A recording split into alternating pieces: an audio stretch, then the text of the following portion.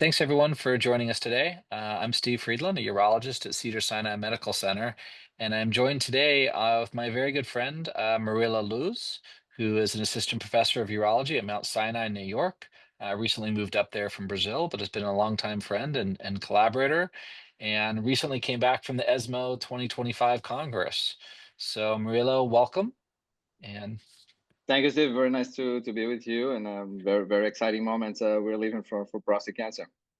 yeah, now there's a lot of exciting data there. So why don't you, putting the Embark stuff aside, which congratulations to you, second author, New England Journal of Medicine, practice changing.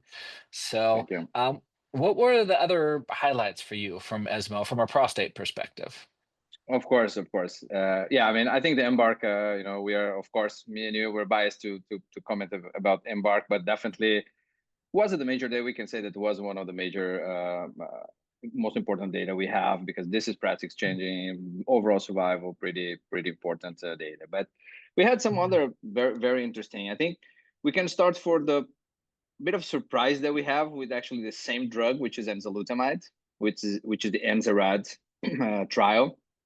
I was not expecting. I'm not very good to guess results of trials, but I was not expecting that we wouldn't see a difference because we came from. I mean, just comment Enzarad is a trial for those who were not aware. There was a trial that added intensified treatment or mono treatment with like an ARPI, which is enzalutamide on top of ADT, which is of course the standard of care, with radiation for localized disease, for high risk localized disease. And as we had data from Stampede and Abiraterone with all the benefit that was there, and that became standard of care, I was pretty much expecting that Enzarad will be positive, and at the end it was not. So they showed almost no benefit actually in adding enzalutamide for that specific population.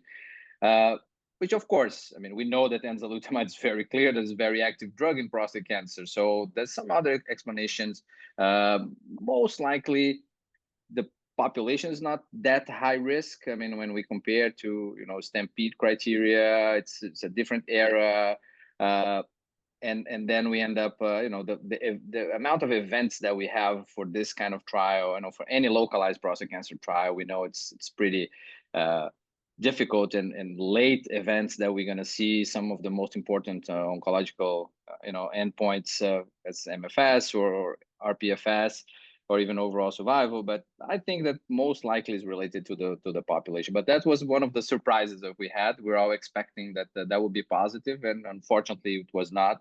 And I'm pretty sure that that's not related because we could see the amount of difference that enzalutamide made on biochemical recurrence scenario. So we definitely shouldn't expect that enzalutamide is not effective in localized prostate cancer, but maybe the patient selection will be, the main uh, caveat here. The devil's in this details, of course. So I think that was Yeah. one of those.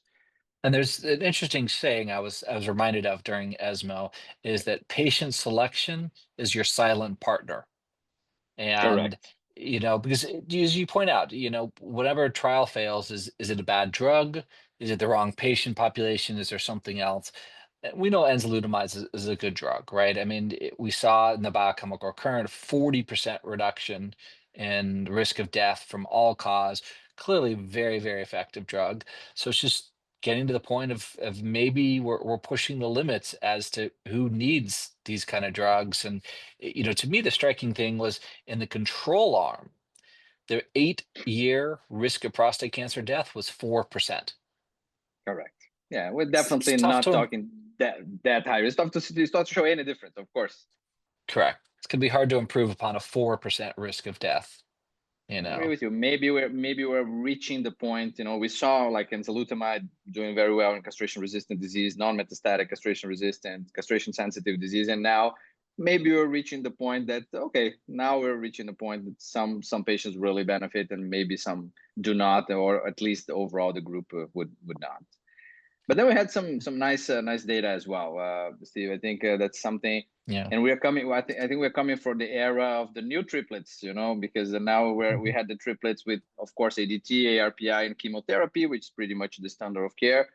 And now maybe we're gonna have some new players, in that scenario. Of course, we already know from the AMPLITUDE trial that maybe in the future this is definitely not in a regulatory approval still, but that's not standard of care. But we have the triplet with the PARP inhibitor for BRCA mutated patients.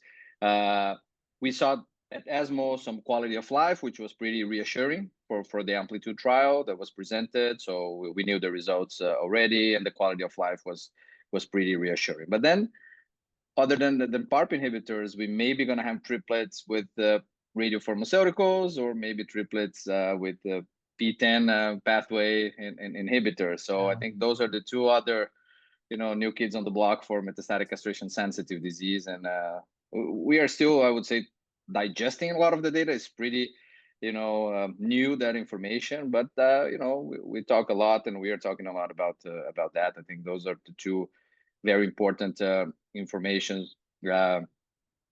Initially, with the PSMA Addition trial, everyone was waiting for it for years. We would say, this is going to be nice data, and actually, it met the primary endpoint, was radiographic progression-free survival. So that's for those who not aware. This is a trial that added as a first-line therapy for castration-sensitive disease on top of ADT ARPI, which is interesting because we already have a control arm, which is pretty good, ADT ARPI, and now the addition of PSMA, the lutetium PSMA, theranostics, radiopharmaceuticals in metastatic castration-sensitive disease. So this is not castration-resistant disease. It's not after chemo. It's not pre-chemo. It's already at the start of the disease. And the primary endpoint was met, but there's still a lot of discussion, about the amount of this, so if you wait or not for overall survival of the PSMA lutetium. Of course, there's I would say, a significant increase in adverse events, and we would expect that. It's pretty, no surprise that. If you're adding a third drug on top of hormone therapy, which is pretty well tolerated treatment, of course, that we're gonna add something. So I think we're going to balance that and see, maybe not for every patient that comes in, but we're going to see, of course, in the future, we're going to see some subgroup analysis, some exploratory analysis, maybe trying to select the best group. I don't feel like using for everyone right now still, but again, as I just mentioned, we're still working on this data, still digesting some of this data. And I think, I think you said it well. And I think the challenge is for a lot of us in the audience who've seen the data is the results were a little underwhelming.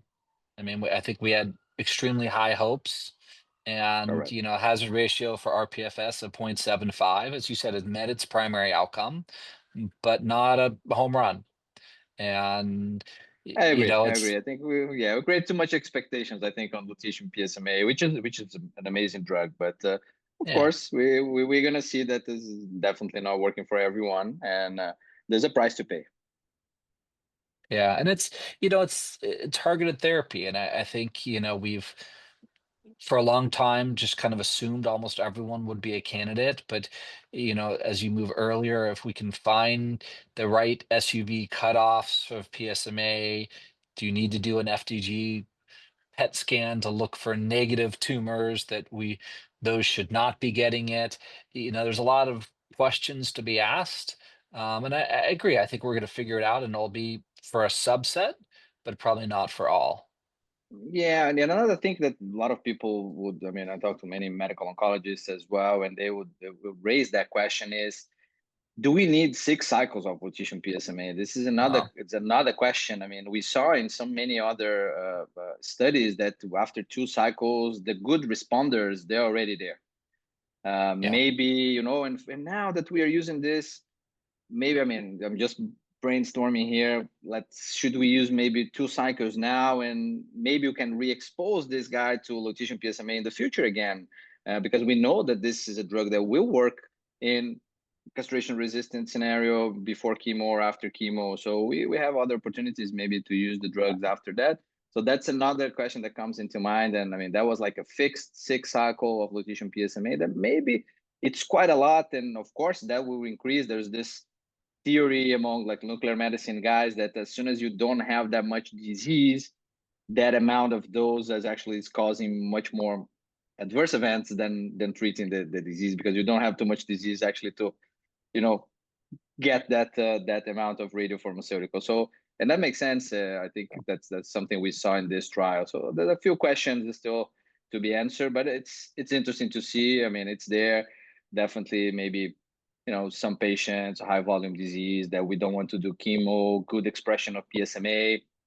I think it's an option. The patients are not comfortable maybe just doing hormone therapy. They want something else. You know, when of course when we have regulatory approval for that, I think Right. could be definitely a discussion. No, absolutely. And it's interesting. I mean, you did see suggestively significantly worse quality of life, and it actually Mhm. seemed to become worse 6 to 8 months after randomization. So not during the treatment, but maybe Correct. afterwards, which is, as you said, that's where you start to get the dry mouth, other side effects that accumulate because you've already sterilized the PSMA positive tumor. So I like that idea of cutting down to 2 cycles, seeing how Yeah, you because that do. could be the case. I mean, that was a rationale that we used at the Embark trial. You know, de-intensification treatment at some point. Maybe that's the case Exactly. here. We could use the same strategy. Okay, what else? And I then think. tell me about P10. Yeah, tell me about P10. You had mentioned P10. Yeah, So P10. I think it's another thing. I mean, it comes a bit in line what you just mentioned about the PSMA lutetium. There's a lot of expectation about the P10. I mean, we are all talking about P10 for the last 10 years. You know, this is a very important pathway in prostate cancer. This is, you know, driven important, you know, aggressive disease. We now have this. We're a lot talking about this kind of a triple negative prostate cancer, P10 loss, RB1, you know, those P53. So we are yeah, super interested in that. So maybe we're expecting to see like a super high, a difference that was like extreme. And although the trial, and again, remember people of the trial, so the CAPItello trial was presented at ESMO.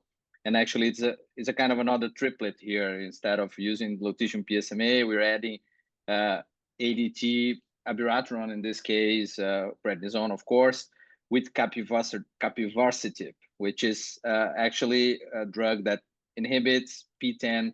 You know that pathway for PTEN actually specifically.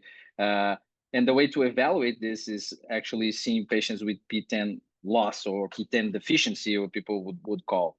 And that evaluation was done in immunohistochemistry, which is already a first a bit problematic. Not every place has immunohistochemistry for P10. They say, I'm not an expert on that, but most of the experts say that it's not the same thing evaluating like P10 loss on NGS. You most likely cannot get the same information from NGS or liquid biopsy or the way we're evaluating. But the question was evaluate if adding capivasertib, adding that drug to the doublet ADT abiraterone would make a difference. And primary endpoint here was the same, radiographic progression-free survival. And primary endpoint was met again, a difference from 25 months to 33 months of radiographic progression-free survival, which is interesting. I mean, I think it's a pretty. I mean, it's not amazing, not overwhelming as you mentioned, but it's good. I mean, it's pretty interesting, and maybe this will become. I was a bit impressed actually with the amount of P10 loss that we have. I think they had, I mean, almost like 30% of patients that actually fit that criteria. I was expecting that would be like maybe 15% to 18%. And they had at the end trial using a 10% cutoff of P10 like deficiency in IGC. They had like almost 30% of patients that actually met that criteria. So that's a lot. I mean, if you're changing the standard of care, we're going to change the standard of care for 30% of our patients. So that's quite a lot. But at the end, the primary endpoint was positive. Overall survival still immature. It's not there. Again, paying the price for some more adverse events related to this drug. Uh, but I think it's going to be interesting. And what they showed that was maybe more than the main curve that is usually what makes the most of our trials when we present the primary endpoint that like people, okay, that's what we came to see. This trial actually a kind of exploratory analysis made a bit more difference, and people were a bit more interested on that actually than the primary endpoint, which was actually different cutoffs for PTEN deficiency. So when they going under that 10%, okay, so the cutoff, general cutoff was 10%, but if you're going under that 10%, as low as you go, it looks like the effect it's much better. So maybe we're going to use 10%, maybe we're going to select some patients, they're like really 1% or 2% or completely deficient in PTEN, and those we're going to select. That's going to be something we're going to see in the future, but that's another exciting triplet. So one new triplet that we have now when we say triplets from now on, we're going to say which triplet you're talking about. It's not going to be just a triplet anymore. Yeah, no, absolutely. And I think that's, the clinical question I think that's going to come out of this is, where do you draw that line in terms of the P10 loss? Assuming this moves forward, gets regulatory approval, covered by insurance, are you going to treat everyone with, 90% loss, only 10% left? Is it, 95, 99, 100%? Where do you draw that line? Because the more stringent you drew the line, the greater the efficacy, which really validates the biomarker, validates the pathway, validates the drug. Is just now how to use that clinically.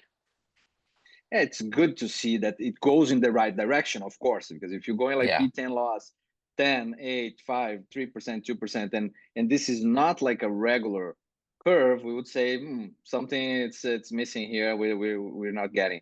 But it's pretty, I mean, it goes in the right direction. So we should think that this is a very effective drug in this particular scenario. But again, who we gonna select to use nowadays comes for a doublet or a triplet with chemo or a triplet with radiopharmaceutical or a triplet with PARP inhibitor or capivasertib. So I would say it's going to take like 3.5 hours that visit with my patients, try to explain all of them. I'm going to ask AI to help me with that, to explain all the details and all the caveats involved. It's going to be very, very challenging, very exciting moment as well. We're happy with that. I mean, we have options. Patients don't want chemo, they want triplets, but they don't want chemo. Now most likely they're going to have some options, but still it's not going to be an easy discussion, comparing all these drugs, comparing the efficacy of those drugs, and comparing the side effect profile for each one. No, absolutely. And I think that's, it's going to be biomarkers. And I think as we move beyond AR, which is such a key driver in prostate cancer, that almost everyone needs that doublet therapy, the ADT plus an RP. We don't do biomarkers to select that. That's almost everyone really should be getting that. But the triplet, probably we haven't found that home run yet of the Correct. options we have out there, in which case it's going to be biomarkers, select the best candidates, and some will do great with just doublets. And we have other trials going on as well, looking at other triplets right now. Correct. I think that even the trials that are trying to test a doublet for some time and seeing the response before really going into a triplet therapy, I think that makes totally sense to try. So we see some very good responders with doublets sometimes, even with high volume Yeah. disease, that they respond so well. That's definitely going to be the case. But I'm happy to see that when we compare prostate cancer, for example, with lung cancer or even some GI cancers, we are like so far behind with Yep. with biomarkers. I mean, nowadays, I mean, there's Yeah. no single lung cancer that is treated without a biomarker. I mean, it's just basic. I mean, it's just there for every single case. So now we are starting to do that in prostate cancer. So that's good. I mean, that means I think we're going in the right direction. It's going to be a bit more confusing for us to take those decisions, especially when we're still waiting for bit more strong data, or as you said, something to be like overwhelming results. But I think at least now we can try to select a bit better and not just like eyeballing who is going to benefit from each treatment.